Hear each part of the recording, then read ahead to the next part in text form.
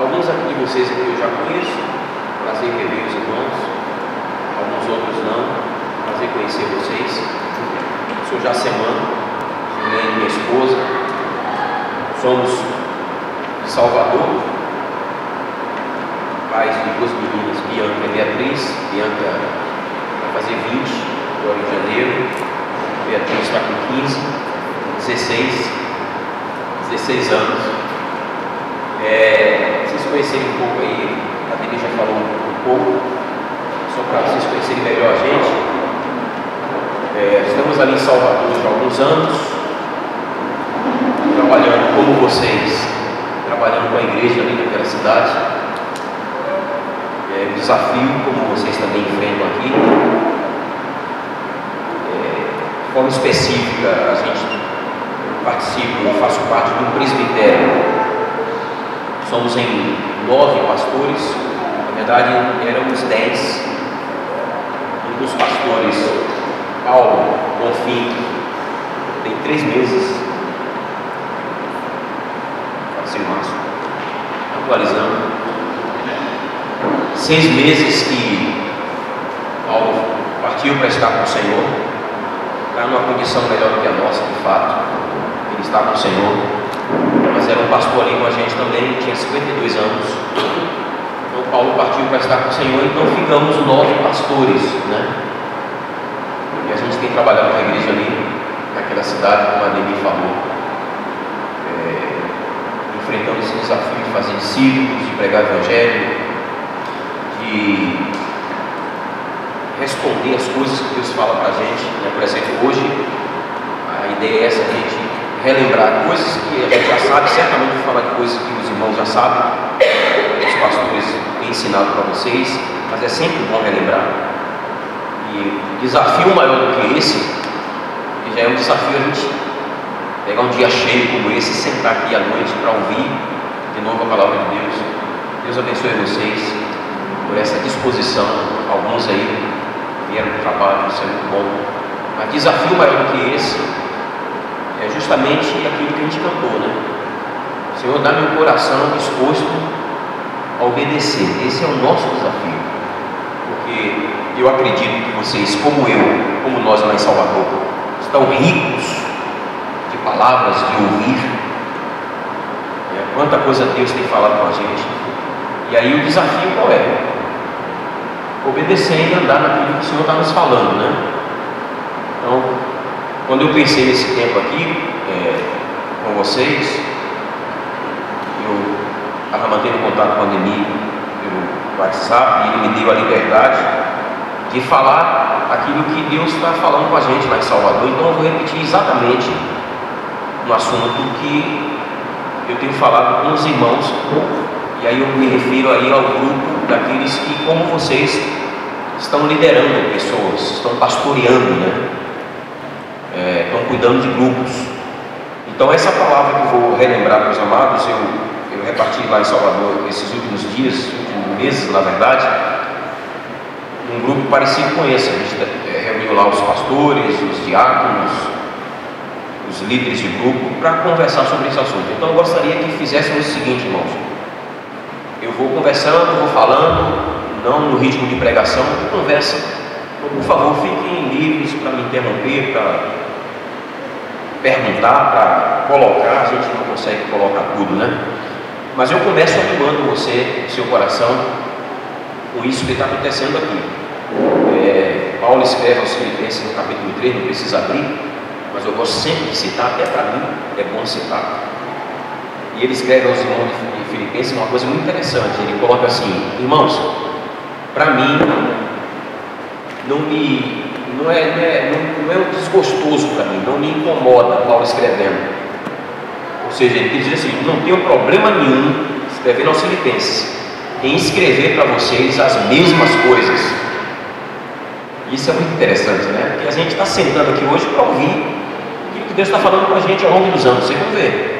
Mas, para mim, não me desgosta falar as mesmas coisas. Aí ele completa: e para vós, para os Filipenses, ele diz: a mim não me desgosta, Paulo fala, escrever as mesmas coisas. Para mim não me desgosta falar as mesmas coisas. Aí ele fala assim: para vocês é segurança. Então a gente senta aqui nesta noite com essa consciência. Primeiro, a gente não precisa inventar nada, precisa falar aquilo que precisa ser dito. E quanto a vocês, eu estou certo que é segurança para vocês ouvirem as mesmas coisas. Amém? Amém? Mas com relação a esse grupo aqui específico, né, de líderes, estive lendo a Bíblia, como vocês devem fazer, né? Chega um ano para ler a Bíblia toda, aquela leitura corrida, né? Aquele momento que a gente para estudar, mas tem aquela leitura, ler a Bíblia toda no ano. E a Bíblia é fantástica, né? Você não enjoa de ler. Tem algumas partes que é um desafio, né? Levítico, né? Tem que... Mas é fantástica. E algumas histórias, termina você começando a ler e Deus fala com você. Deus me falou uma história da Bíblia que nós vamos relembrar hoje, coisas que foram úteis para a minha vida, para o nosso ministério lá e para os irmãos. Mas eu quero, antes de relembrar a história lá no Antigo Testamento, eu quero começar primeiro com o Novo Testamento. Aí você pode anotar aí se quiser, abrindo já a Bíblia em Efésios 4. Vamos começar introduzindo o Novo Testamento com essa passagem de Efésios 4, versículo 1 a 6.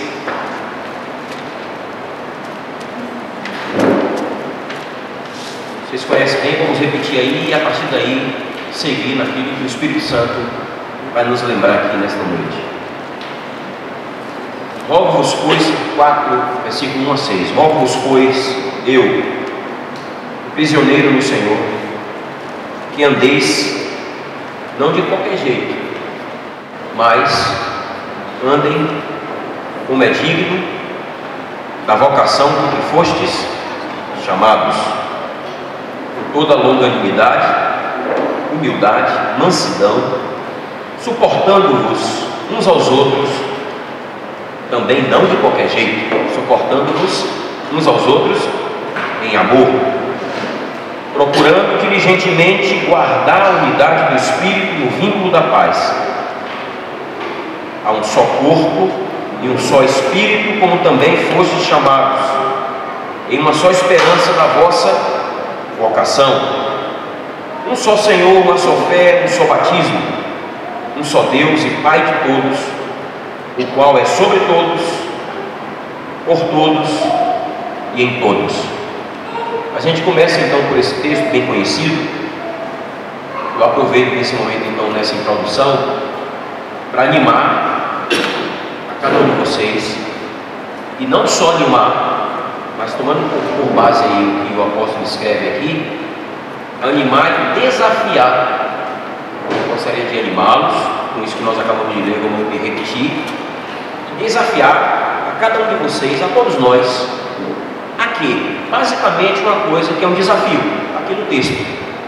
Quero te animar e te desafiar a andar não de qualquer jeito, a andar não de qualquer jeito, mas a andar de modo digno da nossa vocação. Vocação aí é chamado. O Senhor nos chamou para sermos do jeito que Ele quer que sejamos. Não é do meu jeito, tem que ser do jeito dele. Então eu tenho que andar não de qualquer jeito, mas de modo digno da minha vocação. Isso, no sentido prático, para facilitar, eu gosto de ser muito prático quando estou falando, e trazer bem para o nosso dia a dia. Isso implica, ou isso se resume, esse andar desse modo digno da nossa vocação, do nosso chamado.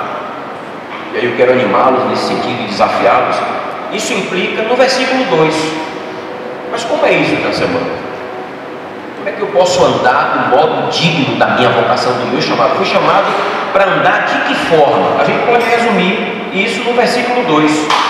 Como é que eu tenho que andar? Com toda humildade, mansidão. Essas duas palavrinhas aqui, inclusive, nos lembra o nosso modelo maior, né? A nossa referência é Jesus. Aprender de mim que sou. Então, na verdade, amados, você vai perceber a Bíblia, ela está girando e sempre. A Bíblia é simples, a gente é que é complicado. Eu costumo falar isso em Salvador, estou repetindo aqui. As coisas que eu falo lá, posso falar aqui, não posso? Mas sério, a Bíblia é simples.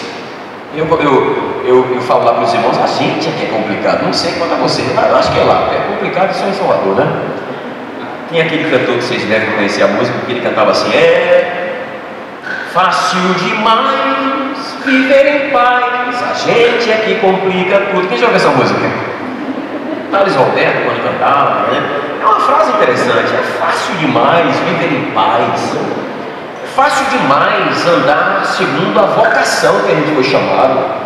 Se resumindo a isso, versículo 2, eu preciso, e aí eu gostaria que a gente pensasse muito em nós, tá? Já pensar no macro, na igreja como um todo, mas eu gostaria de pensar nesse grupo aqui. Eu preciso andar desse jeito, versículo 2, com toda humildade, mansidão. Aí eu falo para os irmãos também o seguinte: vamos terminar. Longanimidade, suportando-os uns aos outros em amor. Aí eu falo para os irmãos: é fácil, a gente é que complica tudo, mas é difícil, né? Aí o cara fica confuso: é fácil ou é difícil? Mas é fácil, quando eu falo que é fácil, é a compreensão da coisa. O difícil que eu falo é porque o negócio mexe com a gente. Dá para entender o fácil e o difícil? O fácil é o seguinte: é fácil. Eu tenho que ir para o grego para entender isso aqui. Está aqui. Agora, a gente precisa admitir que é difícil esse andar na nossa vocação. Tá bom? Então eu quero começar desafiando a todos nós a andarmos de acordo com a nossa vocação, andarmos com toda humildade, mansidão, temperança, tudo isso que nós acabamos de ler. E também, depois do versículo 2, aí eu entro no meu assunto propriamente dito. Quero desafiar, amados, cada um de vocês que aqui está, a todos nós, além disso, de andar segundo a nossa vocação, do jeito que Deus quer. Eu quero desafiar você, a gente vê isso aí no versículo 3. Então, além de eu andar em humildade, mansidão, longanimidade, suportando uns aos outros em amor, aí eu quero desafiar você a promover. Aí é um desafio para todos nós. E eu quero te pedir uma coisa: vamos promover, e não só promover, preservar o assunto que o apóstolo entra no versículo 3. O que é que diz no versículo 3? Procurem relaxadamente, amém? Não? Para ver se vocês estão ligados aí. Procurem como? Diligentemente, não sei como é que está na sua versão, com diligência. Seja diligente no guardar. Por que a gente tem que guardar? A unidade do Espírito, tendo como vínculo o quê? Aquilo que vai consolidar, solidificar essa unidade, o quê? A paz. Então eu quero iniciar desafiando todos nós, animando a andar do modo digno da nossa vocação.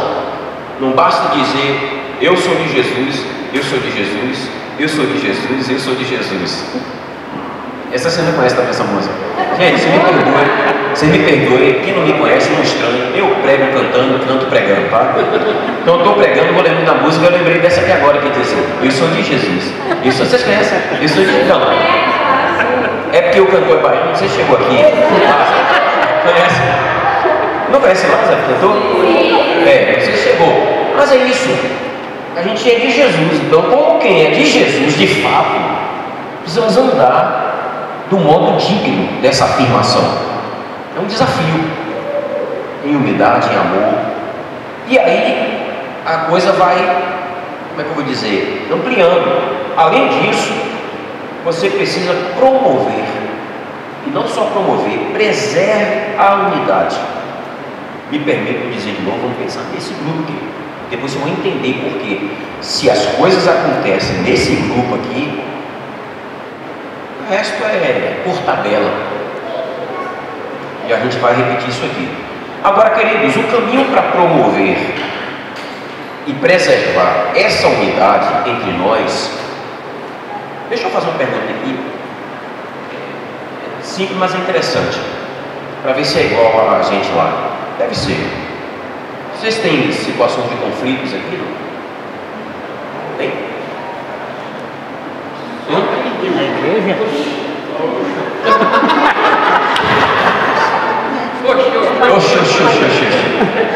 Vocês têm situações de incompatibilidade, discordância, dúvida?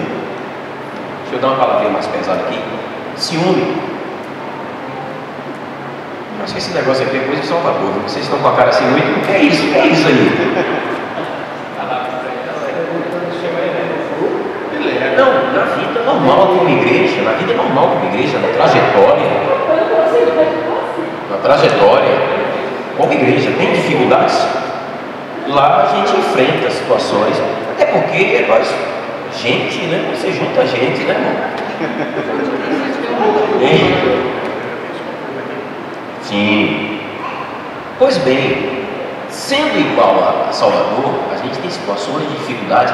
Me permita uma coisa, eu me refiro à igreja como um todo, mas não sei quanto aqui, mas a gente já precisou tratar situações de conflito, de incompatibilidade, de discordância no grupo de pessoas envolvidas com a liderança.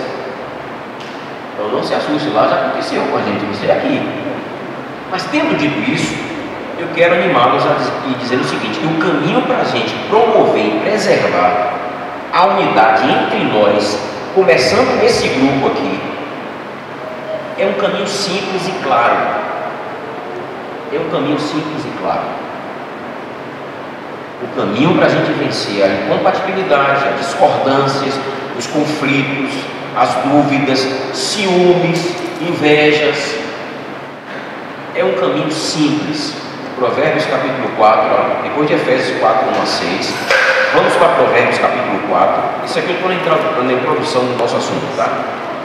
Então, o caminho para a gente fazer o que o apóstolo diz que nós temos que fazer, que é promover e preservar a unidade entre nós, em meio às dificuldades que nós temos entre nós, como gente que somos, como pessoas que somos, diferentes umas das outras.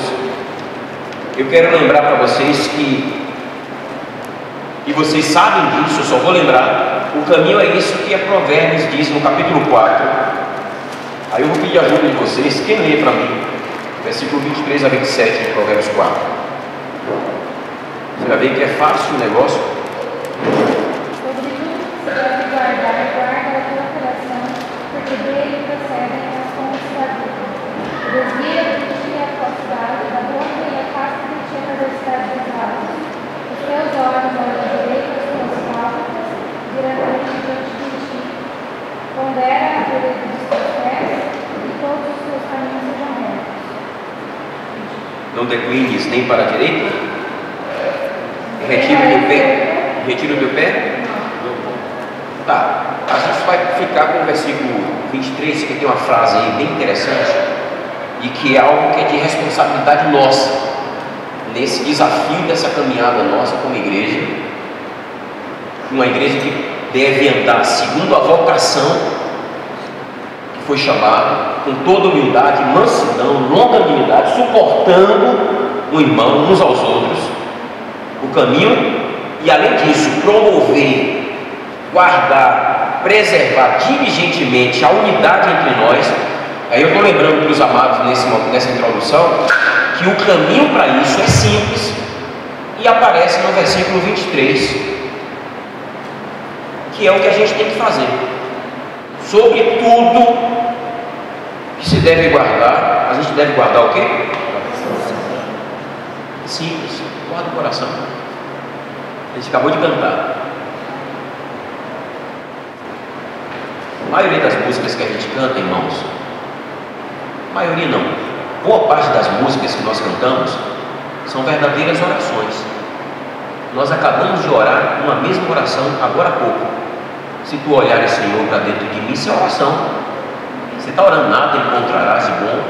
Aí a gente diz assim na música, foi essa que a gente cantou, né? Dá-me um coração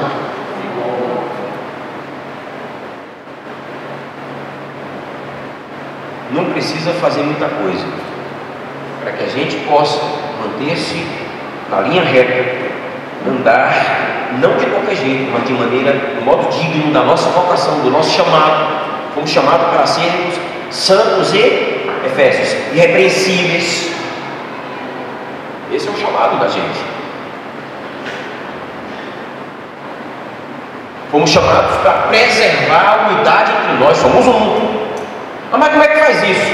A gente só está lembrando disso. O caminho para se conseguir isso é, por meio do Espírito Santo que habita em nós, é guardar o nosso coração. Por que precisa guardar o nosso coração? Aí eu gostaria de ver, por favor, só para relembrar mais esse texto, alguém abra em Jeremias 17, por favor, 17, versículo 9 e 10. Quem achou primeiro? Jeremias 17, 9 e 10. Enganoso ao coração mais do que todas as coisas, perverso, quem o conhecerá? Eu, o Senhor, esquadrinho o coração, tenho novos pensamentos, e isso para dar a cada um segundo os seus caminhos e segundo o fruto das suas ações. Por que a gente precisa guardar o coração? Porque ele é o quê? E para piorar, ou melhor, para melhorar a compreensão do que é o nosso coração, a Bíblia diz que além de enganoso, ele é desesperadamente o quê? Corrupto. Deixa eu falar uma coisa para vocês. Relembrando a Bíblia, irmãos, não tem jeito. Para andar segundo a nossa vocação, o nosso chamado, a gente tem que fazer um transplante de coração todos os dias. Se pudéssemos acordar todas as manhãs dizendo assim: dá-me um coração igual ao teu. Todas as manhãs precisamos experimentar um transplante de coração. Não tem jeito no nosso coração. Ah não, eu sou tão bom, Jesus vai fazer uma cirurgia assim? Não. O único jeito para a gente é arrancar o coração de pedra, esse é transplante, e colocar em nosso coração. Mas a semana já fez, amém, é um fato, está feito. Mas eu estou falando da prática do dia a dia, que a gente se conhece e sabe que tem que tomar a cruz. Quantas vezes? Todos os dias, olha aí. Ah não, mas eu já tomei a cruz lá em 1910, quando eu me converti. Quem quiser ser meu discípulo, tome a sua. Ah, eu tomei e me converti em 80 e não sei quando. Tomar a cruz quando? Todos os dias. Eu achei uma coisa interessante, porque sabe que o batismo é uma realidade espiritual tremenda, né? O batismo não é simbólico, é um fato. A pessoa é sepultada, morreu, é sepultada. Aí alguém fala, só que a gente esquece da realidade do batismo. Deixa eu conectar com o assunto, eu estou na introdução, depois a gente entra aqui na parte. Entra aqui, ó. Tem meia-noite? Eu não vou fazer isso com vocês, não. Vou tentar ser o mais rápido aqui, mas vamos acompanhar esse momento. Tem gente que acha que batismo é meramente aquele momento que aconteceu lá no passado e que a gente fez uma foto e tem guardado. Eu tenho uma tristeza porque eu não tenho foto do meu batismo, né?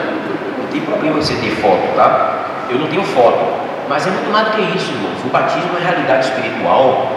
Presta atenção, precisa acontecer todos os dias com a gente. A realidade do batismo. Qual é a realidade do batismo?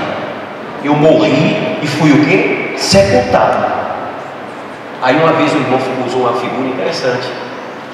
Para muitos de nós aqui seria muito saudável se nós tivéssemos no pé da nossa cama um batistério, e todo dia que a gente acordasse, a gente descesse da cama, não pelas laterais, mas pelo pé da cama, assim chama, na ponta da cama, e entrasse no batistério, mergulhasse e lembrasse. Não é se batizar de novo, era só para quê? Lembrar, eu sou batizado e fui sepultado. Então esse coração aqui que está trazendo essas coisas que não tem nada a ver com o meu novo coração, não pode permanecer.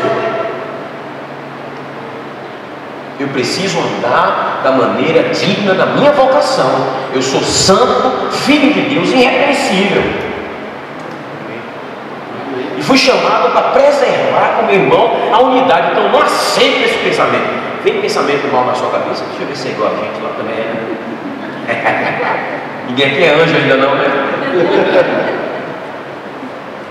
Irmãos, às vezes vem pensamentos na cabeça da gente que a gente fica com vergonha, né? Quem é convertido mesmo fala assim: meu Deus, esse não sou eu, esse está morto. Arranca esse negócio ruim da minha cabeça, que eu quero andar do modo digno da minha vocação. Vou falar para vocês, repetindo o que vocês já sabem: tem que fazer transplante, tem que sentar, deitar na maca e deixar o doutor Jesus pegar o bisturi. Tem gente que quer ser curada com AS. Quem conhece? Quem lembra do AS? AS, o remédio. Eu, quando era pequeno, eu gostava daquele remédio, porque parece bala, né? Ficava minha mãe tinha que tomar da minha mão. Porque... Vocês lembram do AS, aquele rosinha? Ainda vende aqui? Ou remédiozinho bom, não? Era doce. Tem gente que quer ser curado tomando AS, quando na verdade a doença é caso para cirurgia.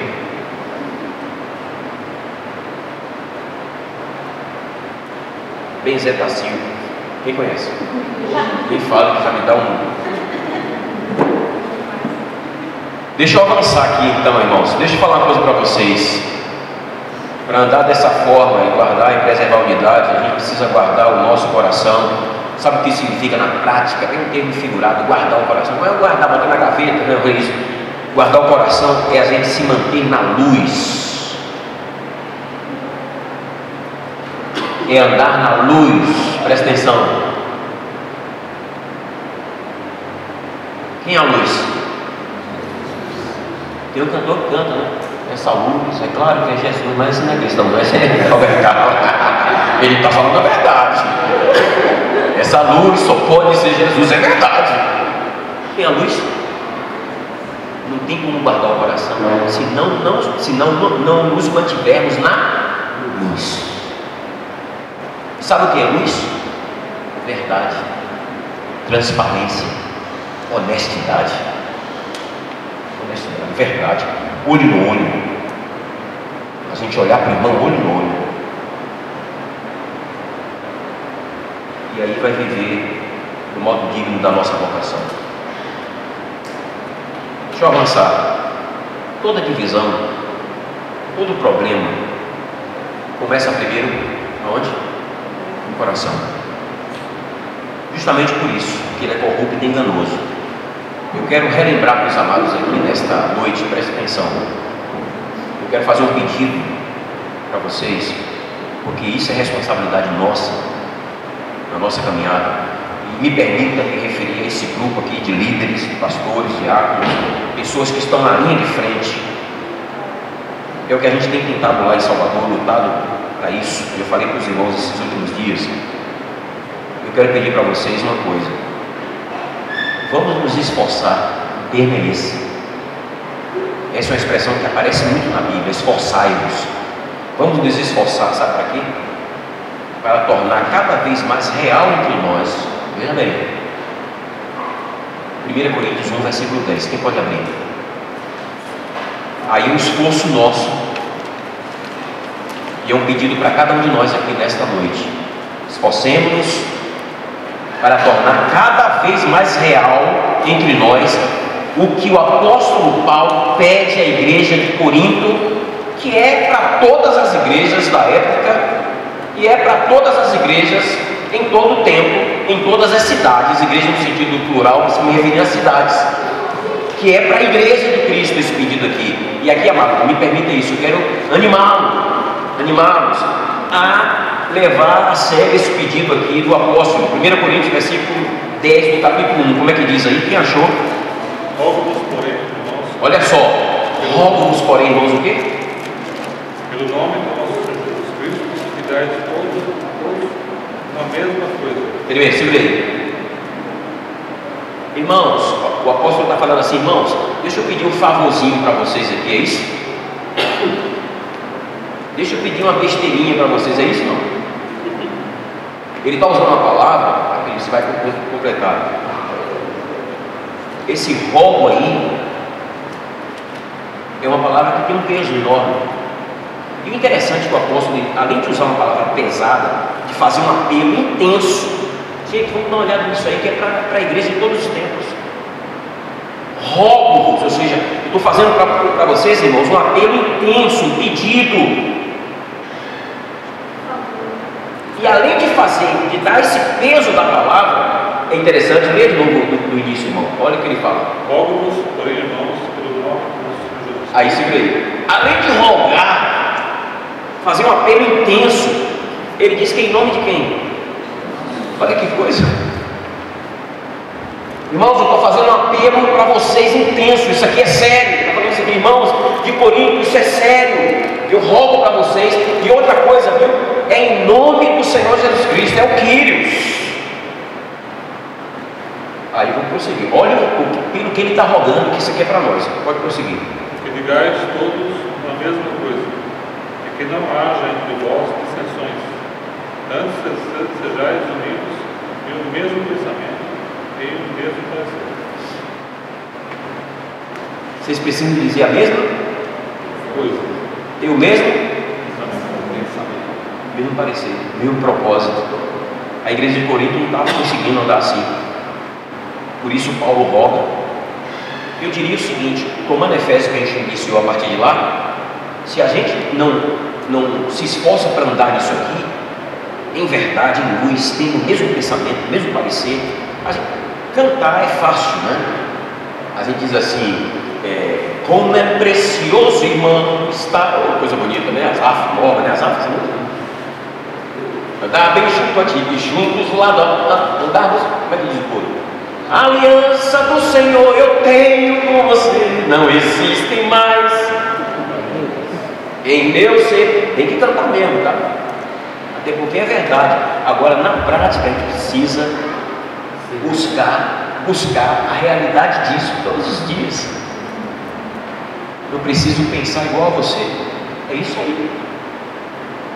Ter o mesmo parecer, a mesma disposição mental, o mesmo propósito. Por isso Paulo está rogando para os coríntios. Claro, porque eles lá, depois vocês seguem o capítulo, eu não vou ler de novo, mas só para você ter ideia do nível da coisa aqui, e a gente está tomando isso aqui só para alinhar a vida da gente. Vocês vão ver lá na frente que Paulo diz assim, que eu andei sabendo aí, irmãos, que vocês ficam brigando, dizendo eu sou de Paulo, eu sou de Apolo, de Cefas, e ainda tem aqueles que, os piores de todos, que dizia que o quê? Eu sou de Cristo. Esses eram os piores. Somos um. E vou entrar nesse assunto aqui agora, a partir de agora. Esse assunto é sério. Me permita abrir um parênteses, como esse assunto é sério. Às vezes, vamos pensar aqui, pensem em vocês como igreja, a congregação aqui. A igreja é a igreja da cidade, tá? Mas vamos pensar aqui. Eu penso lá em Salvador, na nossa realidade. Irmãos, quantas coisas travam na vida da gente? Eu estou falando para pastores, diáconos e líderes. O andamento da obra, o andamento da igreja, quantas coisas travam pelo simples fato de a gente desconsiderar o seguir andando segundo a nossa vocação, guardando o nosso coração, preservando e promovendo a unidade, como nós acabamos de ler, e buscando, se esforçando para falar a mesma coisa. É nesse nível.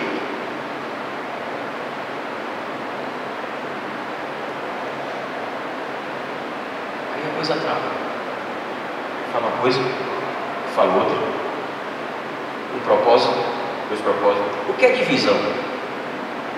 Duas visões. Uma visão ali. Aí eu penso assim. Aí a coisa trava. Você quer ver um salmo bem conhecido que fala disso? Salmo 133, que diz como é? Que diz lá, ó quão bom,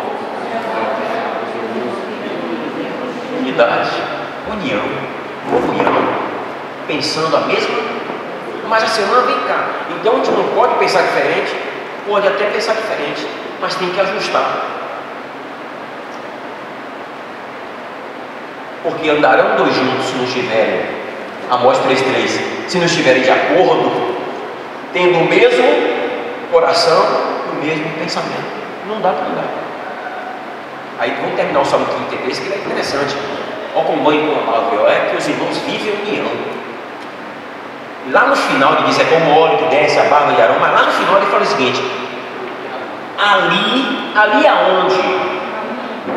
Na unidade, na união, no coração aberto, na verdade, na luz, ali o Senhor ordena o quê? Não basta ser bênção, é preciso ter vida. Não vou entrar nesse assunto agora. Um dos versículos da Bíblia que tem vários versículos que me assustam quando eu leio, mas um deles que eu li recentemente está em Malaquias. Não precisa ver a Bíblia não. Olha a expressão que Deus usa para o povo de Israel. Sabe o que é que Deus fala para Israel? Olha que coisa, Deus fala assim: amaldiçoarei as vossas bênçãos. Pensa nessa frase. Como é que uma bênção pode ser amaldiçoada? Então presta atenção, para o povo dar uma bênção, Deus fala assim: mas eu vou amaldiçoar. Por quê? Porque saíram do eixo.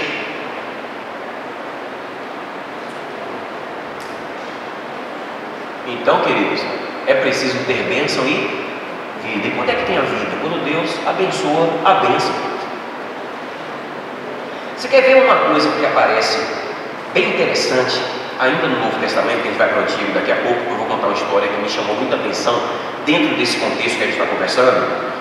Mas Paulo usa uma expressão em 2 Coríntios 12, que está dentro dessa linha que ele escreve em 1 Coríntios 1, dessa ênfase em ter o mesmo espírito, unidade, pensar a mesma coisa, falar a mesma coisa. Valeu. Por favor, abra 2 Coríntios 12. Quem for mais rápido aí, 2 Coríntios 12. É só para citar aqui algo bem interessante que o apóstolo fala, que me chamou a atenção.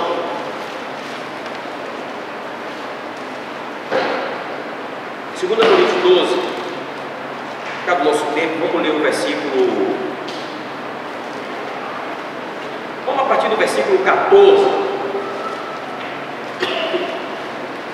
Eu quero só duas perguntas que ele faz aí, que é bem interessante. Olha aqui o versículo 14, 2 Coríntios 12, 14.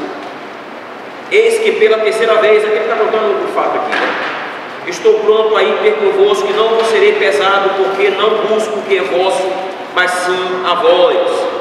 Pois não são os filhos que devem entesourar para os pais, mas os pais para os filhos. Eu de muito boa vontade, Paulo dizendo, gastarei e me deixarei gastar pelas vossas almas. Se mais abundantemente vos amo, serei menos amado. 16. Mas seja assim, eu não vos fui pesado, mas sendo astuto vos tomei com dolo. Porventura vos explorei por algum daqueles que vos enviei. Olha o 18, a pergunta que ele faz, dentro do que a gente está falando. Exortei a Tito e enviei com ele o irmão.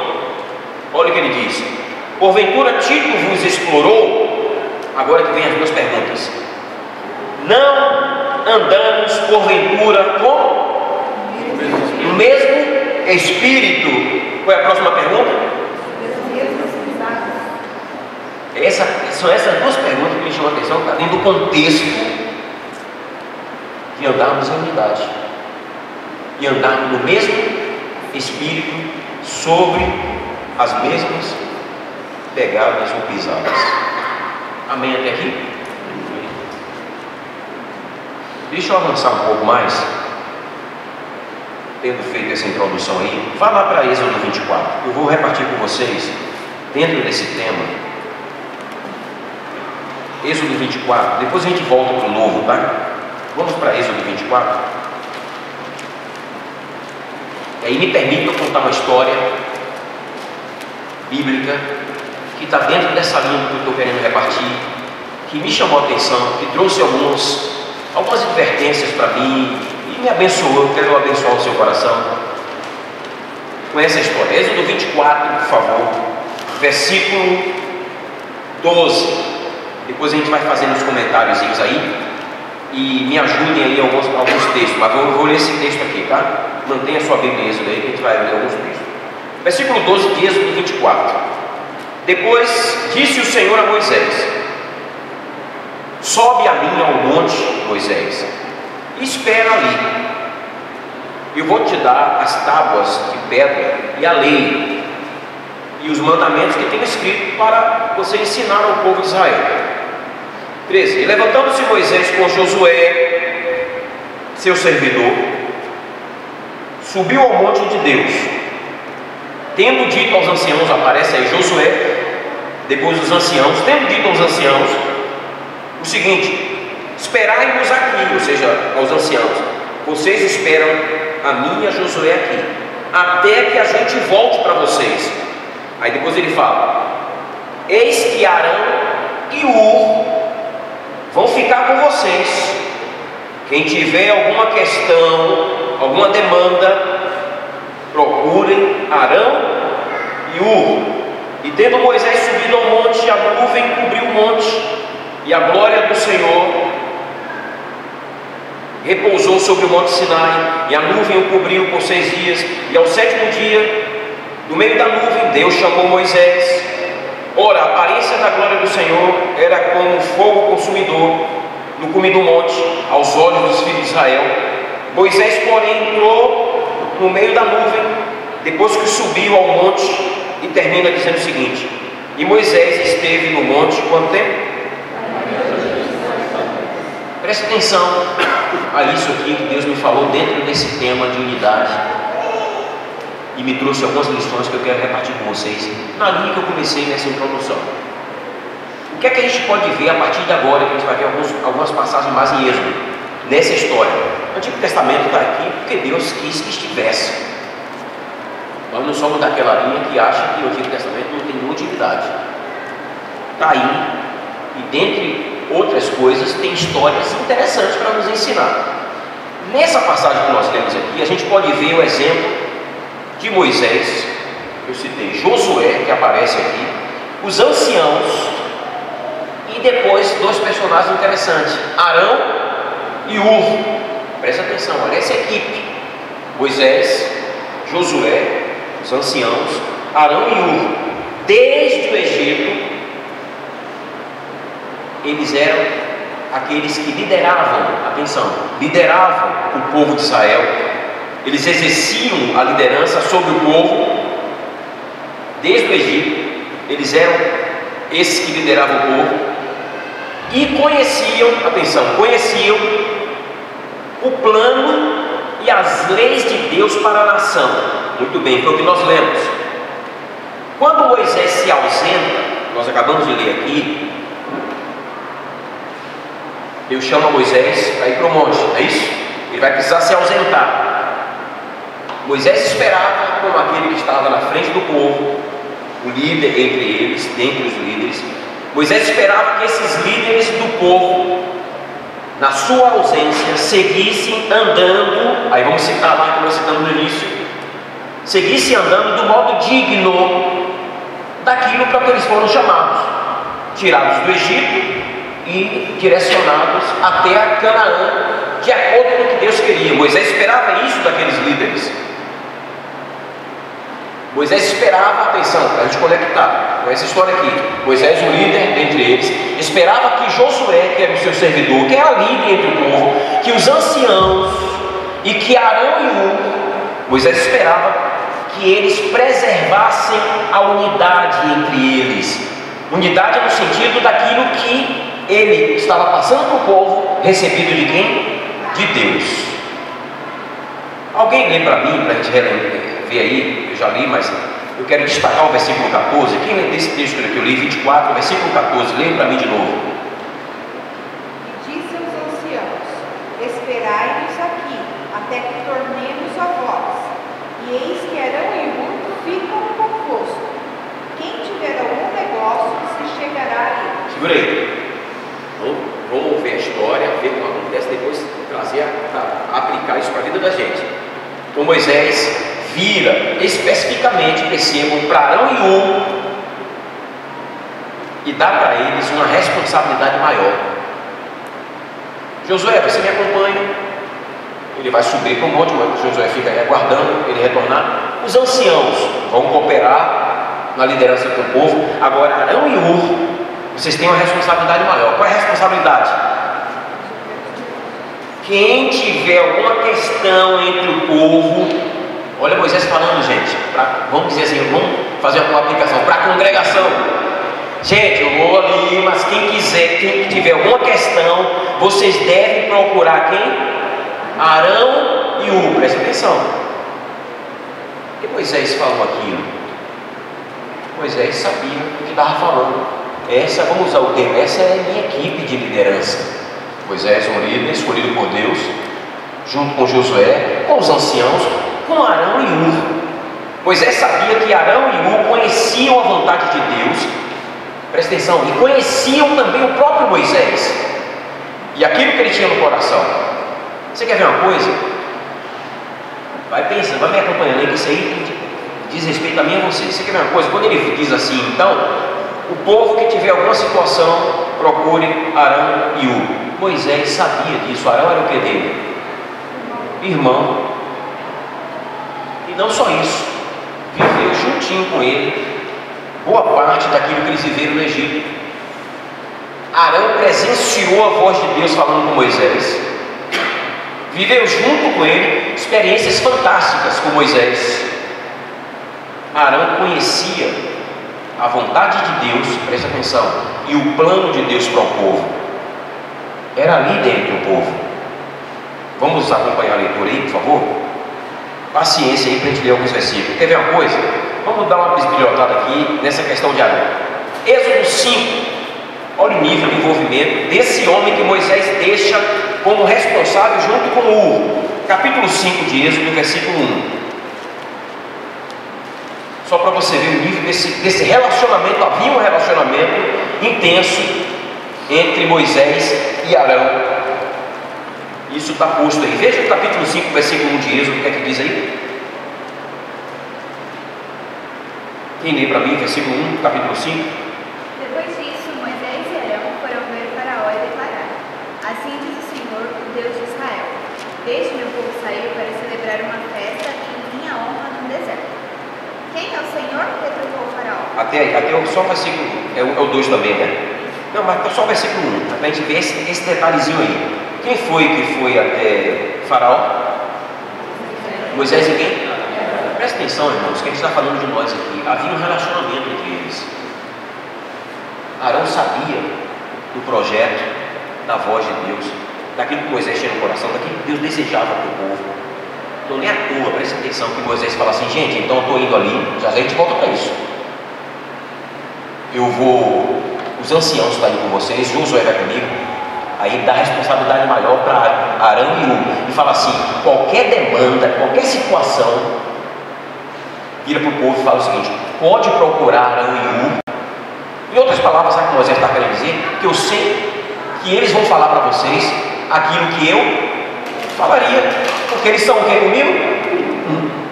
Agora, por que essa confiança? Está aqui. Você quer ver uma coisa? Vamos avançar um pouquinho mais. Vai para o capítulo 7 de Êxodo. Tem muitos outros, mas vamos nos manter só nesses dois aí, falando sobre Arão. Versículo 1 e 2, veja aí de novo. Como é que diz? Disse o Senhor a Moisés: Eis que tenho posto por Deus sobre o Faraó, e Arão teu irmão será o teu profeta. 2. Tu falarás tudo o que eu te mandar, e Arão teu irmão falará a Faraó que deixe ir os filhos de Israel da sua terra. Atenção, atenção. Que coisa. Olha capítulo 7. Disse o Senhor a Moisés: eu vou colocar com Moisés, faz o seguinte, eu coloco você como Deus, como se fosse eu falando para Faraó, e Arão, seu irmão, vai ser como o seu profeta, a sua boca. E Arão presenciou, esteve junto. Você quer ver uma coisa, texto que eu não vou ler aqui agora, mas só fazer uma referência, que a gente não dá tempo, a gente vai ver outros textos aqui. Arão era tão assim com Moisés, por isso que Moisés sobe e fala o seguinte: gente, qualquer demanda, acompanhe isso aí sobre essa questão de unidade. E para mim a história é interessante, porque para mim são desafios que a gente precisa encarar hoje e tomar os mesmos cuidados que eu vou citar aqui, a gente como quem cuida de gente.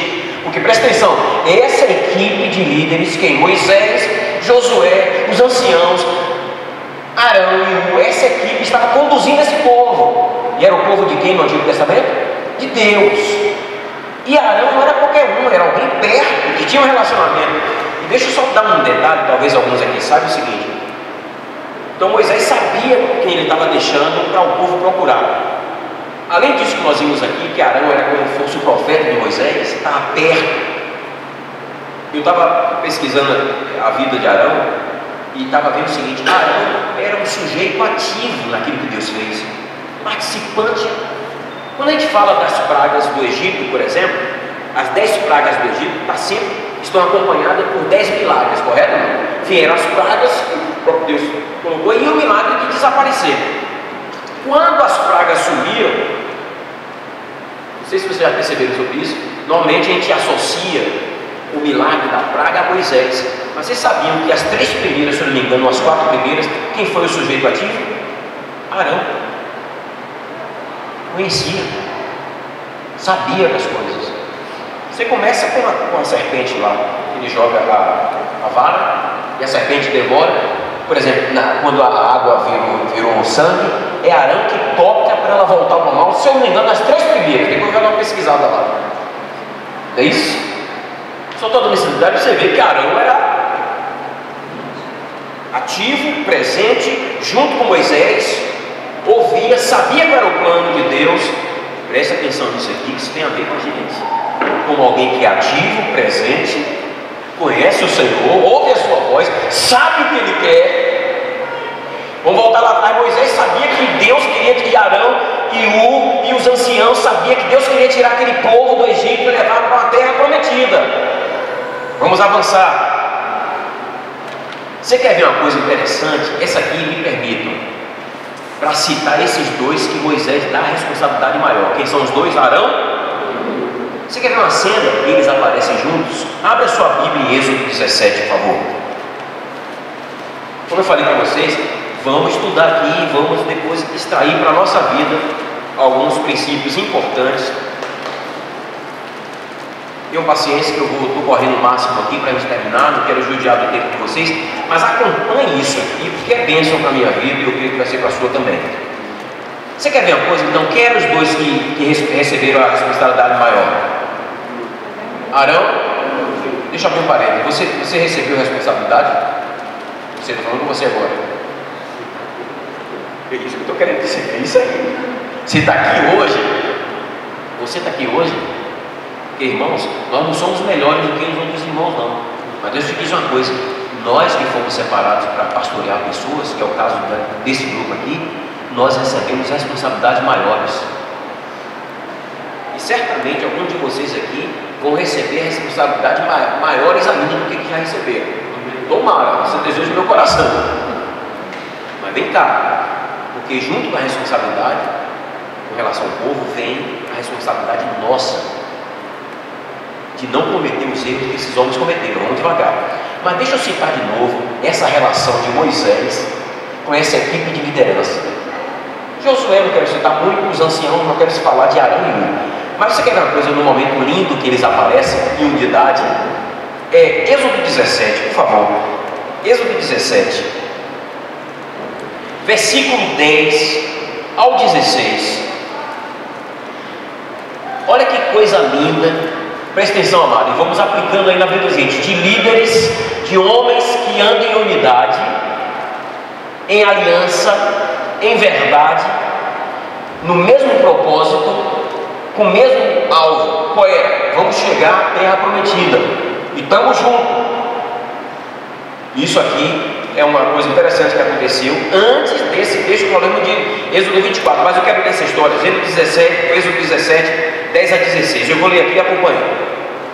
Versículo 10: Fez, pois, Josué como Moisés lhe dissera, e Josué pelejou contra os amalequitas.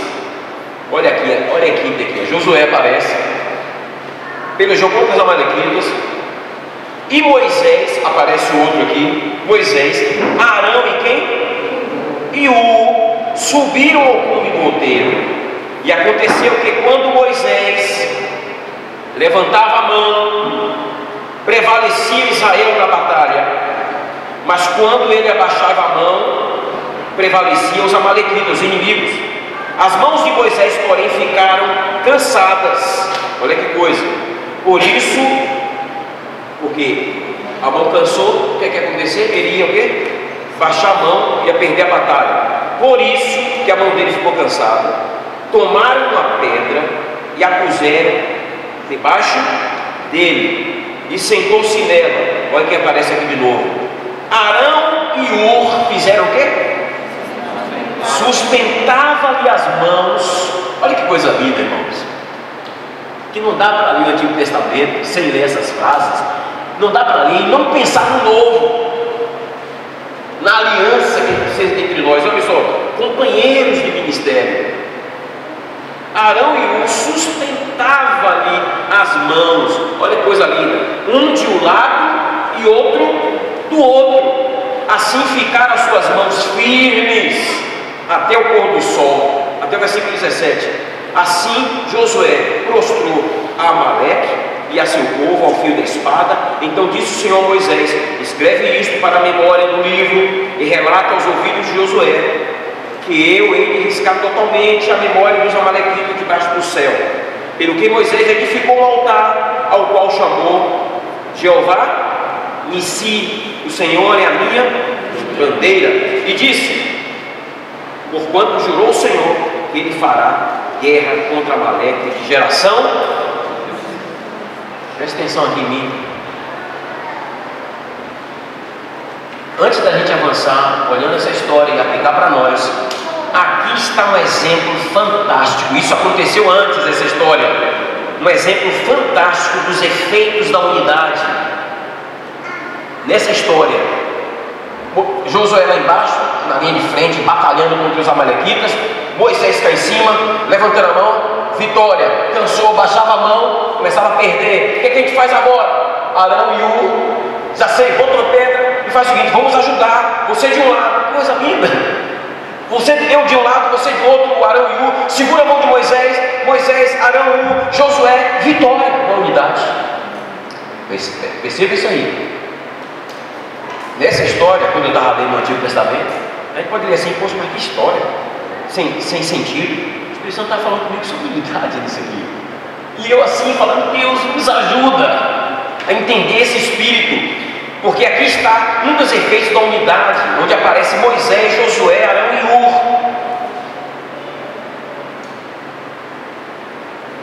Mas o que é que acontece lá na frente? Vem comigo. Aqui você percebe a unidade perfeita. Qual é o resultado disso? Vitória sobre os inimigos. Presta atenção. Mas o que a gente vai ver, eu quero destacar para os amados aqui, o que parece é que Arão e Ur, aparentemente, a quem Moisés encarrega, lembra? Eles vão ficar, qualquer coisa procure eles. Arão e Ur, a quem Moisés encarrega de cuidar do povo. Gente, não foi à toa, presta atenção. Deixa eu dar uma palavra para vocês aqui, ó. Vocês estão aqui, esse grupo está aqui, não é à toa. Os pastores, Ademir, obreiros, alguns de vocês foram chamados, convocados. Não é à toa, certamente por causa da vida que vocês têm tido ao longo dos anos. Quando Moisés fala assim: Arão e Ur, fiquem aí, o povo pode procurar vocês dois, porque eu sei quem vocês são. Deve ter passado na cabeça de Moisés: lembra da batalha de Refidim, como vocês estavam do meu lado. Mas o que é que acontece aqui? Eu quero chamar a atenção. Moisés então encarrega Arão e Ur de ficar com o povo. Mas presta atenção aqui, amados, um detalhe aqui, já a história já não fica tão bonita. Por quê? Arão e Ur, presta atenção, e aí é a nossa responsabilidade, tá? Moisés não podia fazer muita coisa, não. Arão e Ur não seguem a vocação que eles receberam. Lembra de Efésios primeiro lá? Eles deveriam só permanecer na vocação, no chamado deles. Vocês foram chamados para conduzir o povo vai procurar só permanecer nisso. Outra coisa, Arão e Ur, esquece o Egito, agora é de acordo com o que o Senhor falou. Presta atenção, é só isso. Então permaneçam na vocação que vocês foram chamados. E outra coisa, preservem a unidade, Arão e Ur, a unidade com o Senhor, Jeová, e aquilo que eu estou falando para vocês. Atenção, irmãos. Qual foi o erro de Arão e Ur, começando a parte triste da história? Eles não permaneceram na vocação que deveriam permanecer. Segundo, eles não preservaram a unidade. Aí me permita um avanço, vai para o capítulo 32, que eu já quero dar um pulo aí. A gente leu o 24, vai para o capítulo 32. Do 24 até o 32 você vai ver toda uma história, mas vamos lá para o capítulo 32 já. E vamos extrair para a gente alguns exemplos aqui. Olha aí o erro de Arão e Hur. Eu vou destacar o erro dos dois aqui. Desafio nosso, amados, é mantermos andando segundo a nossa vocação, aquilo que Deus nos falou, o nosso chamado como filhos de Deus, santos e irrepreensíveis. Manter aquilo que o Senhor nos ensinou e preservar a unidade, porque senão o estrago pode ser terrível. E preste atenção, eles não tomaram esse cuidado e o estrago foi terrível. Deixa eu deixar um parênteses aqui para nós que cuidamos de pessoas, cuidamos do povo, e normalmente o estrago terrível atinge não só a nós, mas sobretudo ao povo. Olha o que acontece aqui no capítulo 32, versículo 1 a 6. Antes disso, quem lembra, não precisa ler de novo, mas nós lemos o capítulo 24, versículo 18, diz o quê? E Moisés, depois de ter deixado os anciãos lá com o papel deles, e ter dito para Arão e Hur, viram para o povo e falaram assim: olha gente, qualquer demanda que vocês tiverem, vamos lembrar disso aqui que é importante, procurem quem? Arão, lembra disso? Aí vamos lembrar outro detalhe, aí diz assim, lá no versículo 18: e Moisés então subiu ao monte e ficou lá quanto tempo? Quanto tempo? 40 dias e 40 noites. Olha o 32. Mas o povo, vendo que Moisés fazia o quê? Olha o povo. A gente está aqui para cuidar de quem? O povo. O povo olhou para o relógio e falou assim: Moisés demora. Pergunta aqui para vocês: Moisés demorou? Segundo a perspectiva de Deus, não. Mas demorou segundo a perspectiva de quem? Do povo. Mas deixa eu abrir um parênteses rápido aqui. Mas gente, é o povo. Do que é que o povo precisa? De líderes, de homens que falam o seguinte: gente, a gente vai ler aqui, não está demorando não, pessoal. Deixa eu abrir um parênteses para vocês aqui. Moisés não tardou não. Os 40 dias e 40 noites que ele ficou no monte foi determinado por quem? Por Deus. E Deus não se atrasou. Mas eu não estou falando do povo agora, eu vou falar dos líderes. Mas o povo é o povo. Eu quero isso. Olha aqui. Vendo o povo que Moisés tardava em descer do monte, olha outra palavrinha-chave aqui, ó. Foi o que o povo fez? Como é que está na sua versão? Acercou-se de quem? De Arão. O povo aqui foi obediente. Qual foi a ordem que Moisés disse? O povo, presta atenção, porque eu estou falando dos líderes, não é do povo, mas vamos observar. O povo foi obediente. Moisés falou assim: gente, qualquer demanda de vocês pode procurar liderança aí. E Arão e Hur, a gente assim, ó, comigo, que eles falaram. Aí o povo foi obediente. Aí acercou-se, se aproximou de Arão. Olha que coisa aqui, presta atenção.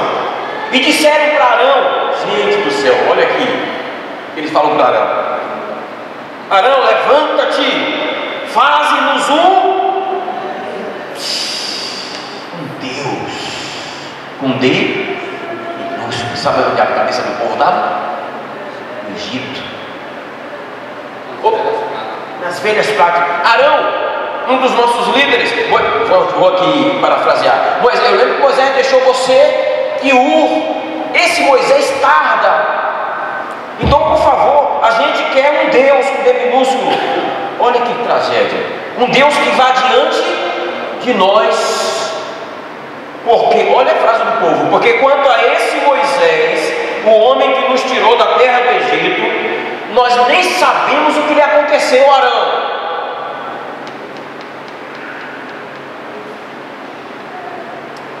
Me permita abrir um parênteses aqui rápido. Quem é o nosso Moisés hoje? Moisés é figura de quem para a gente? Jesus. Pergunta: Jesus está tardando?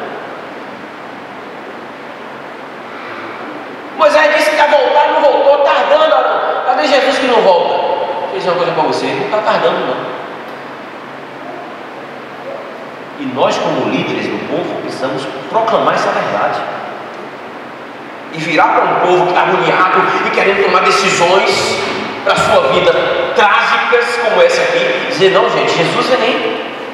Vamos nos manter na nossa vocação, no foco, na unidade. Quem está entendendo isso aí? Mas deixa eu avançar. Olha aqui. Então esse Moisés, o homem que nos tirou da terra do Egito, não sabemos o que aconteceu. Agora começa a tragédia dos líderes. E Arão lhes disse: minha gente, eu conheço Moisés, meu irmão, e outra, meu povo, sou um com ele. Essa ideia de um Deus com D minúsculo vocês querem? Isso é contra Jeová. Foi assim que ele falou? Minha gente, meu irmão, não está tardando não. E ele vai voltar, foi isso? Olha o versículo 2. Arão lhe disse: meu Deus, que coisa. Gente, vocês querem um Deus? Qual é o Deus que eles pediram? Deus, o touro, o bezerro.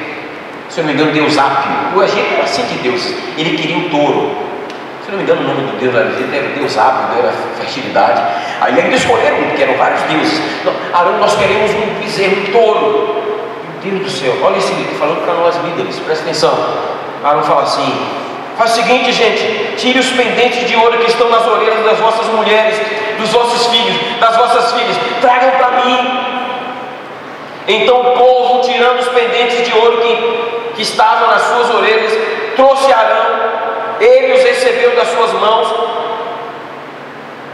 e deu forma ao ouro e fez dele o quê? Um bezerro de fundição. Então eles exclamaram: olha que tragédia, eis aqui, ó Israel, teu Deus que te tirou da terra. Mentira. Imagina a festa do povo. Vamos festejar, festa, culto.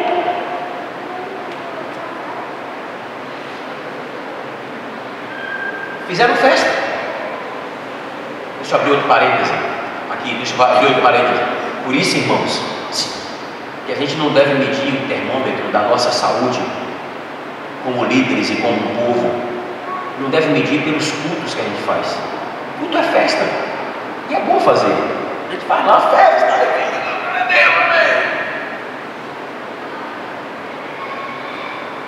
mas deve medir pelos relacionamentos, no andar segundo a nossa vocação, em unidade, na luz. Mas vamos prosseguir rapidinho aqui. E Arão, vendo isto, olha Arão, gente, quando Arão viu o povo fazendo festa, fez o quê? Edificou um altar, meu Deus, diante do bezerro, e ainda proclamou dizendo: amanhã haverá festa ao Senhor. No dia seguinte levantaram, coitado do povo, com a liderança dessa, levantaram-se cedo, ofereceram ao holocausto, trouxeram oferta pacífica, e o povo sentou-se a comer e a beber. Depois levantou-se para folgar, se divertir.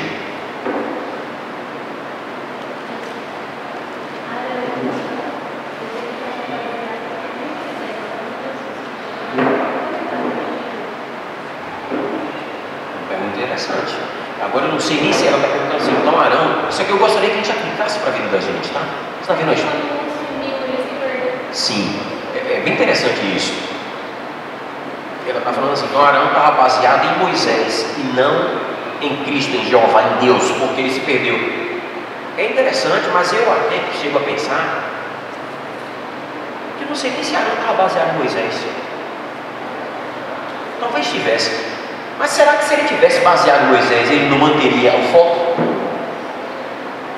Eu acho, aí me permite, olha que observação, eu acho que Arão estava sem base nessa hora. Sem base. Porque não tinha base, firmeza, ou em Jeová, ou em Moisés. Perdeu a base. Agora veja só, gente, que isso aqui eu quero trazer para a vida da gente. A pressão do povo, olha que o povo se acercou de Arão. Já eu vou falar de Ur, viu?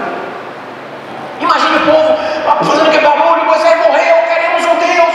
Aí Arão, Gente do céu, agora é o seguinte, eu acho que Arão, deixa eu falar para ele chegar, ele deve ter se arrependido, né? Eu acho que a gente vai encontrar com ele no céu. Eu acho, é uma opinião.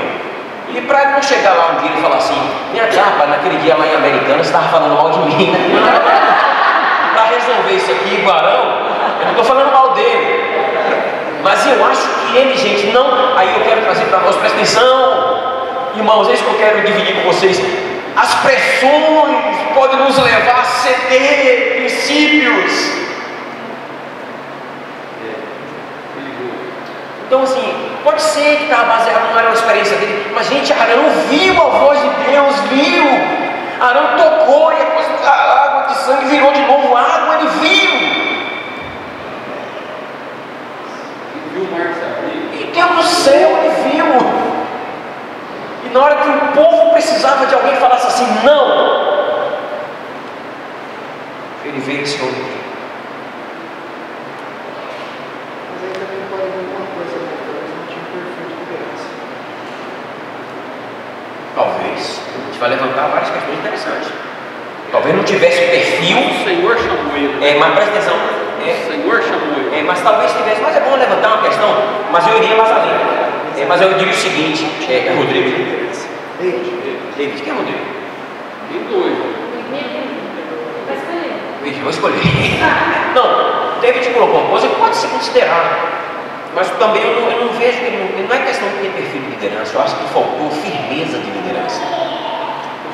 Postura. E aqui eu quero trazer pra gente isso aqui. Depois eu vou dizer por quê.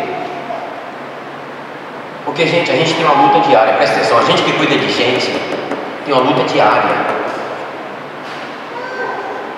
para manter firme a nossa confissão, para seguir andando segundo a nossa vocação.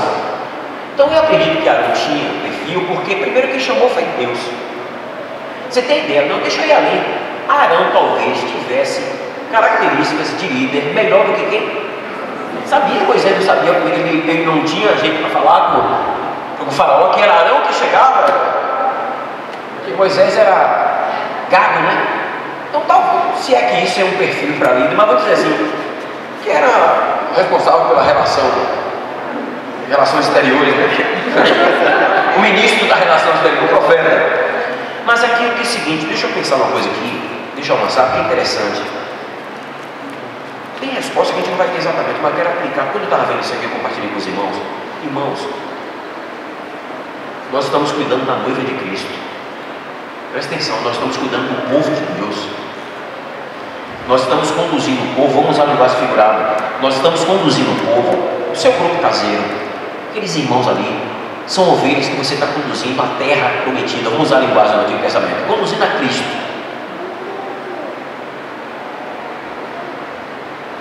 A gente precisa ser firme. Você quer ver a coisa? Pelo menos 2 erros graves que eu posso afirmar que Arão cometeu, e ele não vai poder me acusar amanhã de estar falando mal dele. Porque está na Bíblia, está claro. Quem lê para mim Êxodo 32, rapidinho, por favor. Êxodo 32, 25. Olha o primeiro erro grave aqui de um líder que a gente precisa aplicar para a nossa vida. Olha o primeiro erro grave de Arão. Quem achou, manda ler rapidinho aí para eu caminhar para o final. Vendo Moisés que Deus estava despido, porque Arão havia despido para a vergonha com seus inimigos. Rapaz, que é isso? Presta atenção.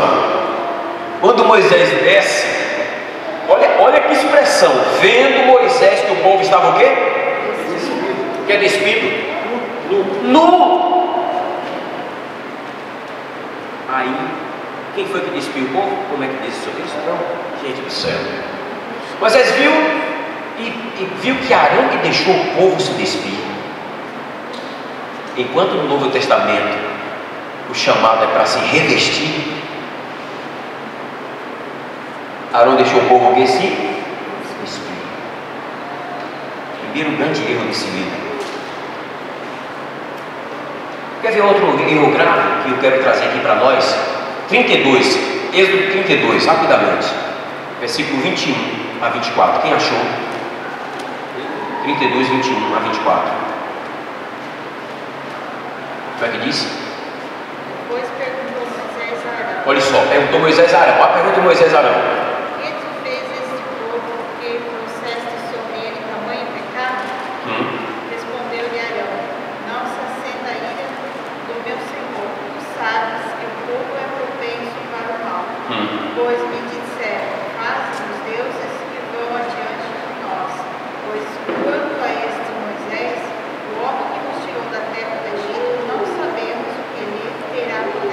Até aí. Qual foi o segundo erro de Arão aí?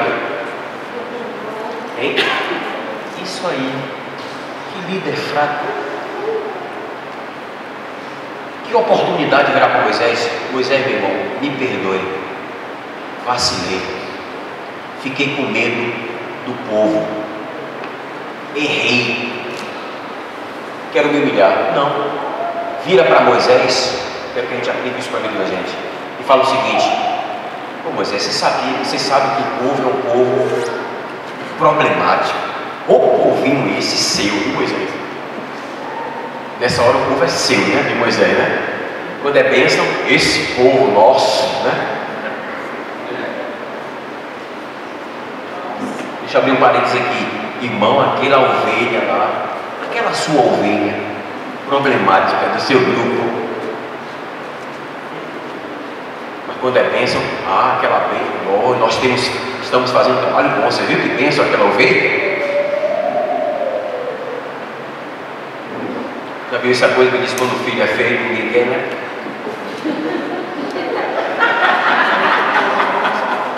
Ainda bem, a gente está dizendo que ainda bem que pai e mãe não acham o filho feio, né? Às vezes o menino tem cara de joelho e fala assim: é lindo. Deixa eu dizer uma frase para vocês que me veio ao coração quando eu estava escrevendo sobre isso aqui. Você quer ver um grave erro de Arão que a gente não pode cometer no nosso dia a dia com pastores e líderes? Ouça aqui. Arão atendeu ao povo, fez diferente do que ele deveria fazer, quebrou a unidade com Moisés e com Deus. E Arão deu ao povo não o que o povo precisava, mas o que o povo queria. O tragédia é quando a gente está liderando, pastoreando pessoas e pensa assim: se eu for dizer isso para esse irmão, é o que tem que ser dito. Ele vai o quê? Vamos lá. Se levantar contra mim. Vou perder a amizade dele. Ou melhor, tem outra coisa? Vai sair da congregação. Saiu, você falar? É. Então faz o seguinte, irmão. Olha, ele não está bem não, viu? Está mal. Mas não fala não, por favor. Fala alguma coisa que agrade. Alguma coisa que faça cosquinha no ouvido. Lembra que Paulo fala sobre fazer comichão nos ouvidos? Arão deu para o povo o que ele queria e não o que ele precisava. Eu quero caminhar para o final. Parar de falar mal de Arão aqui e depois falar da gente. Mas qual é o personagem que falta aí?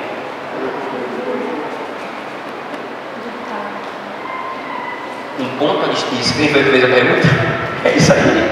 Quando eu estava lendo, o Espírito Santo falou no meu coração assim: pois é, olha aí, onde é que o estava? Só que veio a pergunta no meu coração e automaticamente eu pensei nos meus companheiros. No capítulo, vamos voltar. Moisés deixa quem é responsável por atender ao povo? Quem?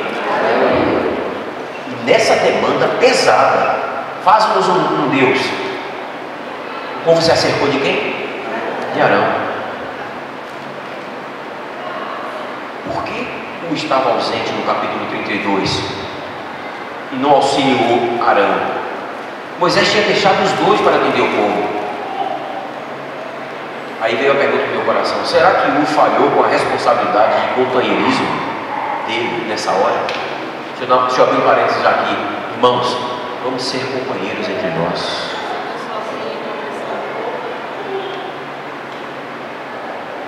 Vamos ser amigos.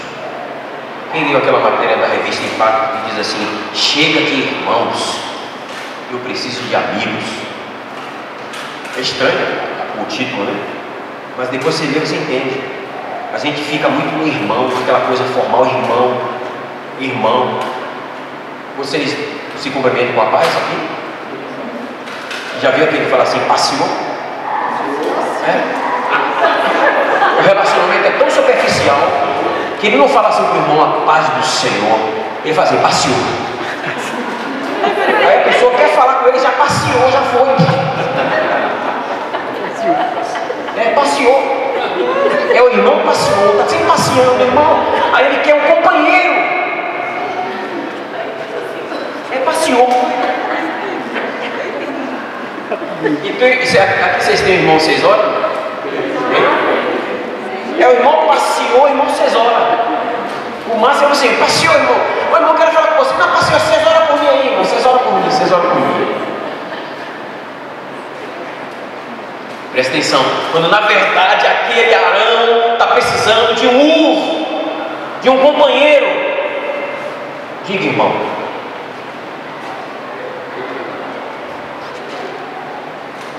De um suporte. Lembra que a gente leu Efésios? Com toda humildade, mansidão, longanimidade, suportando-vos uns. Irmão, deixa eu falar aqui, precisa acontecer aqui primeiro. Esse negócio é contagioso. O povo vai ver e esse companheirismo vai se espalhar. Pergunta que veio que ela fez: onde estava U nessa hora decisiva, meu Deus do céu? Já que foi, estava passeando, né? Será que U passou assim? O Arão passeou. E Arão passou, eu preciso dizer para ter um pepino aqui, passeou. Aí, rapaz, não, isso aqui, ela está lembrando, cadê aquele U junto com Arão que segurava o braço de Moisés? Presta atenção no que eu vou falar de U também, porque ele não me pegar lá no céu, quando chegar sempre, né? Dizer que está falando mal dele. Mas deixa eu falar um princípio aqui, irmão, no Antigo Testamento que está sendo revelado aqui. É melhor ser. Irmãos, nós precisamos de amigos na igreja. Já não vos chamarei, mas chamarei de quem? Está tudo ligado com o Novo Testamento, cara. Os princípios do Antigo Testamento estão no Novo. Esse princípio aqui, por exemplo, é melhor serem 2 do que 1. Jesus reforçou quando liberou os discípulos para ir pregar. Ele mandou quanto? É o princípio. Moisés era inteligente. Arão e U, viu, gente? Vocês 2. Onde estava U nesta hora? Aí a irmã lembrou e refletiu, estava ali colado. Por isso a vitória, porque na unidade, no relacionamento, na comunhão, a bênção e a vida. Eu não estou lendo por causa do tempo, mas ela está citando um texto que eu tenho aqui, Eclesiastes. É melhor ser do que, porque se um cair, o outro. Imagina Arão, assim, acuado, e o povo, nós queremos um Deus. Aí chega um e fala assim: não, gente, não vai ter não. Ah, mas nós queremos não. Arão, fica feio, nós dois aí, vamos encarar o povo. É melhor, não do que você sozinho. Arão deve ter olhando para trás e o povo, queremos um Deus. Olhou para um, olhou para o outro. Passeou. Agora imagine o Arão olhando para um lado, olhasse para ele. Lembra de Moisés? Lembra? Filho, você vai morrer igual nós 2. Não, o nosso Deus é Jeová. O povo ia chatear, como acontece nos discípulos, a gente corrige, acontece aqui. Quando você dá uma corrigida, magoei, seu bem. Uma vez eu fui corrigir uma irmã num assunto sério, trazendo para a gente na prática, ela precisava corrigir.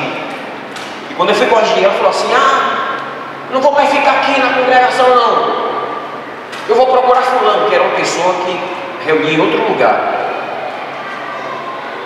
Porque você é meu pai, tipo assim, na fé, mas ele é meu tio. Eu falei: tá. Cada coisa que a gente passa, não sabe. Eu virei para ela e falei assim: não vá para lá para o seu tio, porque aqui você tem que obedecer. Foi com amor, tá, gente? Mas foi. Não, mas ela foi firme comigo. Eu precisei ser firme. Eu quero voltar aqui e terminar, porque eu já rendi muito. Eu tentei esse máximo aqui prático. Mas deixa eu falar o seguinte: qual teria sido o erro de U? Deixa eu falar uma coisa aqui para vocês.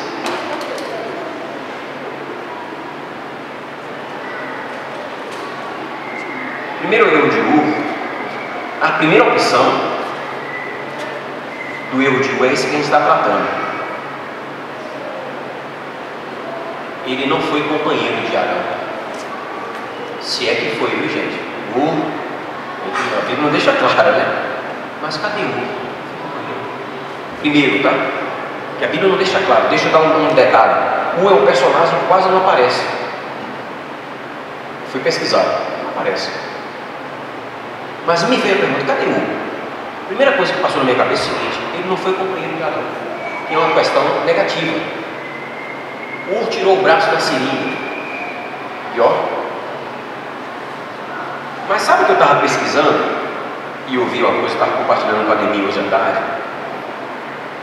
Que esse primeiro exemplo aí, Ur ter falhado com a responsabilidade de companheiro, pode ter sido. E aí eu abro um parênteses para nós não falharmos nesse mesmo erro dele. Mas há uma tradição judaica que diz, atenção, tradição judaica, não é Bíblia, que vai aliviar para Ur. E a primeira coisa é a Ur teria abandonado Arão. Mas há uma tradição judaica que diz, sabe o quê? Que aí é positivo para Ur. A tradução judaica diz que ele teria sido morto pelo povo por não ter concordado com o bezerro de ouro.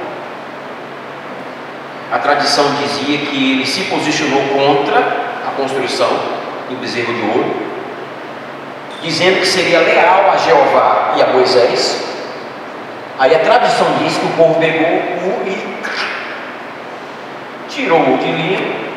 Tradição judaica. Aí fica bom para ele, né? Porque aí tá com moral, né? O cara morreu, mártir, mas não negou. E aí depois de ter matado Ur, o povo foi para quem? Para Arão. Se essa tradição judaica é verdade, que a gente não sabe, imagina a cabeça de Arão. Cadê Ur? O povo matou. Por quê? Não concordou com o bezerro. Aí chegou o povo para Arão. Agora, Arão, a sua vez. Nós queremos um bezerro de ouro.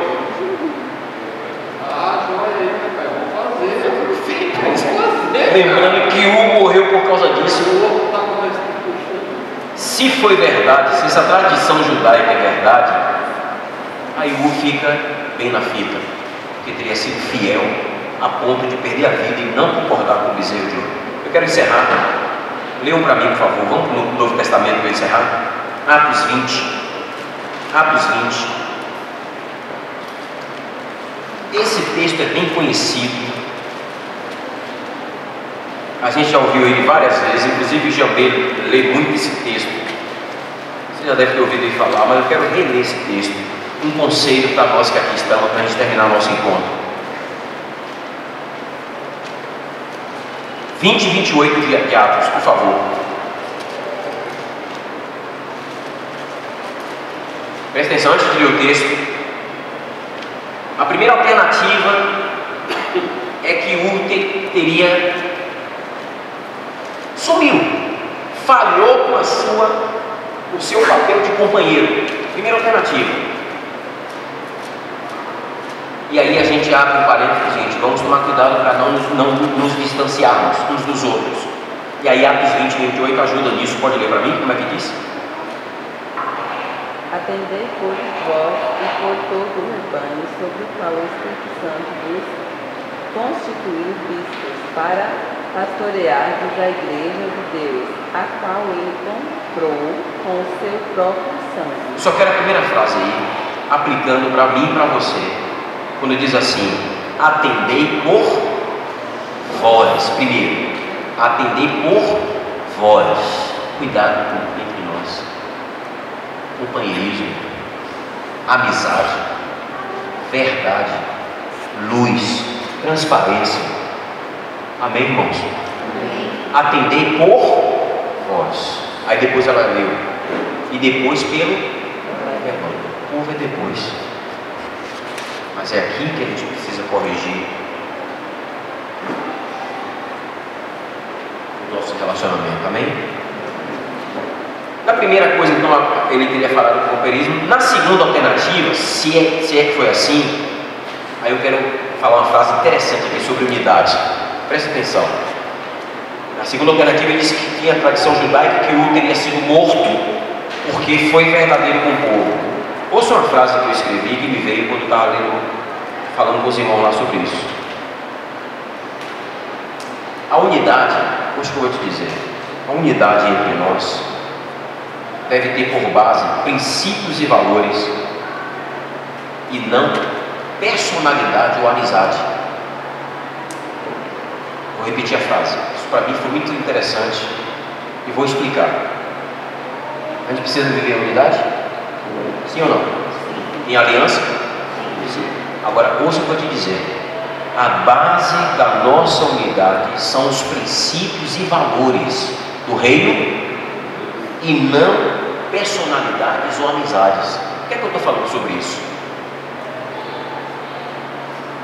Aí chega Ademir, meu amigo, meu irmão, meu companheiro, e quebra um princípio do reino de Deus. Que princípio? De verdade, de honestidade, o que for, dando um exemplo. Eu sei que ele está quebrando um princípio, e para não desagradá-lo, eu concordo com essa atitude dele, porque ele é meu amigo e é uma pessoa que eu gosto tanto, então não vou contrariar para manter com ele essa relação. Está errado, hein? Está errado isso aí.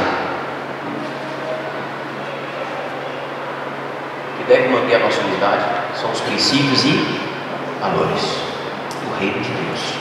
Meu irmão, você é meu amigo, eu gosto muito de você, mas esse caminho está errado.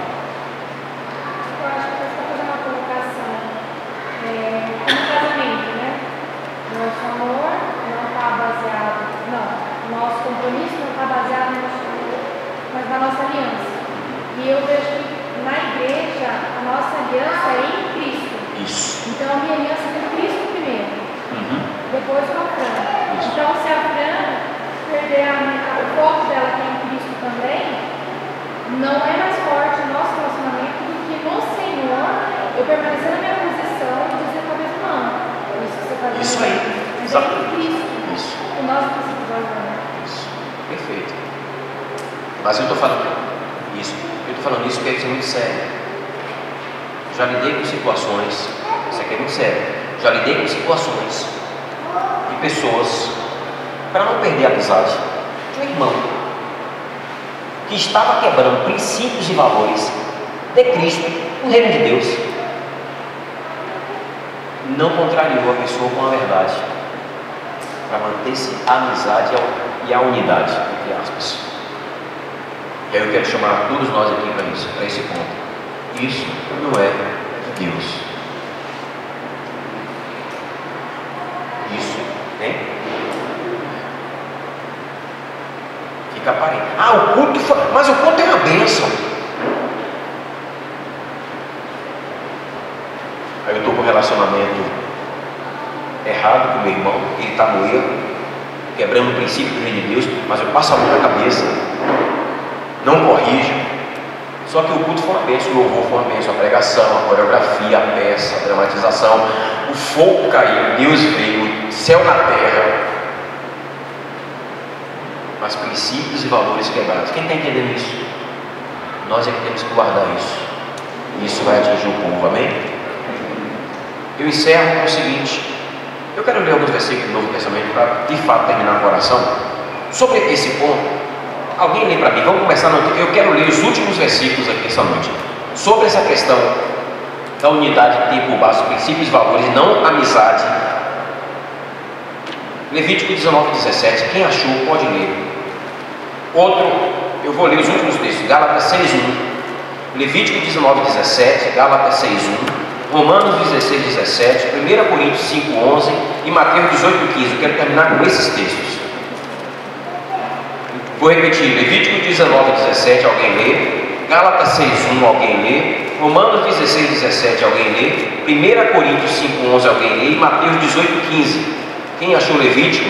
Não aborrecerás teu irmão no teu coração, não deixarás de repreender o teu irmão e nele não sofrerás pecado. Olha que coisa interessante. Não deixarás de fazer o que com o irmão? Repreender. Ah, mas se eu for repreender, ele vai perder a amizade dele. Tá? Olha que coisa.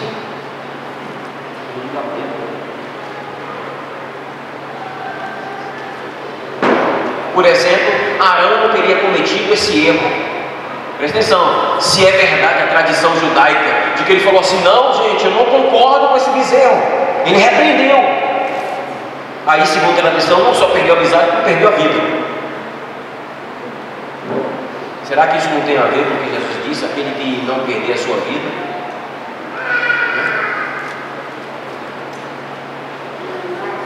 Quanta gente está querendo preservar a vida, preservar a amizade, preservar a moral, preservar o que for.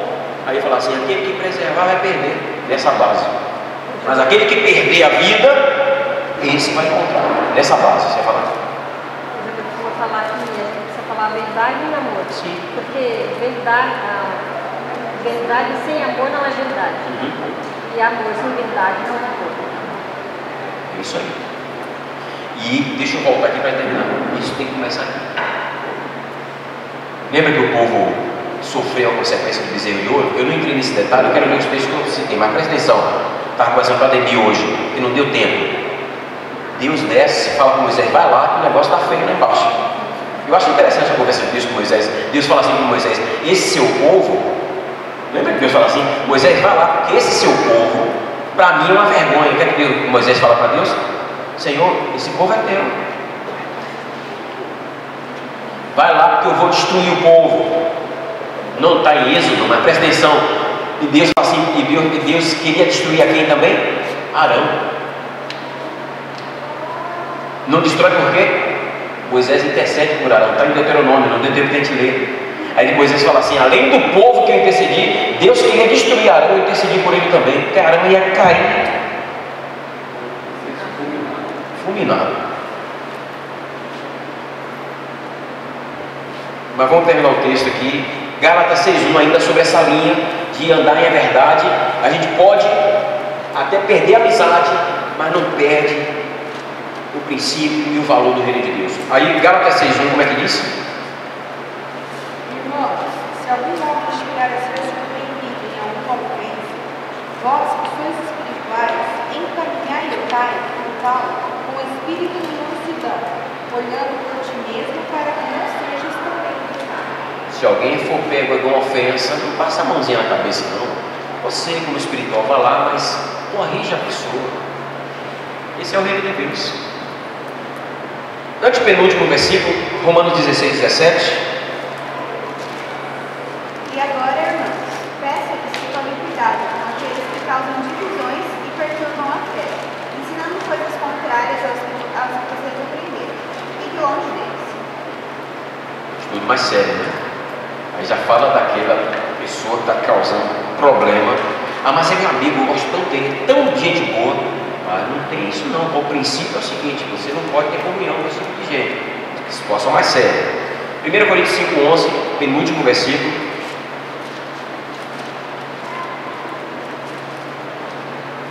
1 Coríntios 5:11, penúltimo, e a gente vai para o último. Mas agora escrevi que não vos associeis com aqueles que dizendo-se irmão, for devasso ou avarento, ou idólatra, ou maldizente, ou beberrão, ou roubador, ou tal, nem ainda com mais. Ixi, aí é mais forte ainda. Não se associa. Ah, mas eu amo tanto, a pessoa tão boa. Tratar bem, vai tratar todo mundo, tá, gente? Falando aqui de associar. Ah, mas ele só quer construir um bezerrinho de ouro, gente. Qual é o problema? Bezerro de ouro para lá, você não viu? Você lembra que teve festa? E qual foi a frase de Arão? Festa ao Senhor. Para não contrariar o povo. Último versículo da noite, Mateus 18:15. Se teu irmão pecar contra ti, vai aquilo entre ti e ele só. Se ele te ouvir, ganhaste o teu irmão. Vamos preservar a unidade, promover a unidade, mas na base dos princípios, dos valores do reino de Deus. Amém? Eu quero terminar com a oração, orando por vocês e por nós, ali em Salvador também.